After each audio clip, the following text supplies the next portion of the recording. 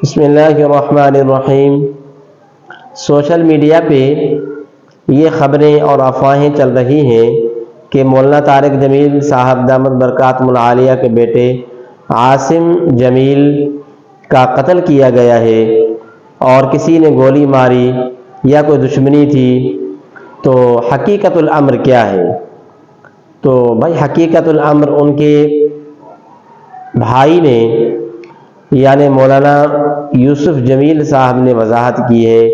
اور وہ سارا سانحہ انہوں نے بتایا ہے کہ ان کا بھائی یعنی مولانا طارق جمیل صاحب کا بیٹا عاصم جمیل وہ کافی عرصے سے بیمار تھے،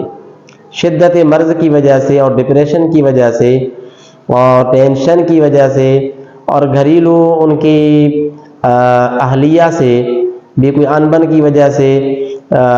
یعنی انہوں نے ڈیورس بھی دی تھی اپنی بیوی کو، تو ہو سکتا ہے کہ یہ بھی ٹینشن اور شدت مرض اور شدت بیماری کی وجہ سے انہوں نے اپنے گارڈ کو بلایا اور ان سے جو ہے بندوق لے کر کے سینے پہ رکھی۔ انہوں نے روکنے کی ہر ممکن کوشش کی لیکن انہوں نے چلا دی سینے پہ۔ اس طرح جو ہے پھر ان کو ہاسپٹل لے جایا گیا، راستے میں ان کا انتقال ہو گیا۔ تو بھائی مکمل واقعہ اور سانحہ حقیقت الامر یہ ہے۔ اب لوگوں نے مختلف افواہیں مختلف خبریں جو ہیں انہوں نے چلا دی ہیں سوشل میڈیا پہ۔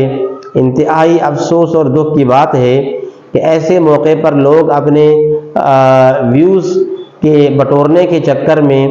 اور اس طرح کی باتیں کر رہے ہیں، حالانکہ اس گھر کے بارے میں سوچئے، اس فیملی کے بارے میں، اور مولانا طارق جمیل صاحب جن سے آپ محبت کرتے ہیں اور ان کی بہت ساری خدمات ہیں کہ ان کے قبر سینی کے اندر بڑھاپے میں نوجوان بیٹے کا جانا کتنی بڑی دکھ کی بات ہے۔ تو ان کے گھر کا ماحول کس طرح ہوگا، قیامت صغریٰ کا منظر ہوگا ان کے لیے، اور آپ بیٹھ کر کے اس طرح باتیں کریں گے تو یہ تو اس سے بھی زیادہ ان کے لیے ایک دردناک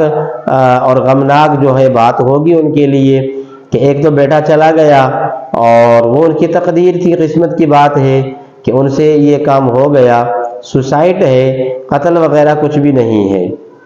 جتنی بات ہے جو معلوم ہوئی ہے ان کے بھائی کی طرف سے، جو بھائی نے خود بتایا ہے، تو وہ چیز اس کی ہم نے بھی وضاحت کر دی۔ تو بات اتنی ہے، ان کے ایصال ثواب کے لیے 3 مرتبہ سورۃ الاخلاص سمجھے آپ پڑھ کر کے دعا کریں، اور پسماندگان کو دعا الہیہ ہے، دعا ہے اللہ تبارک و تعالی سے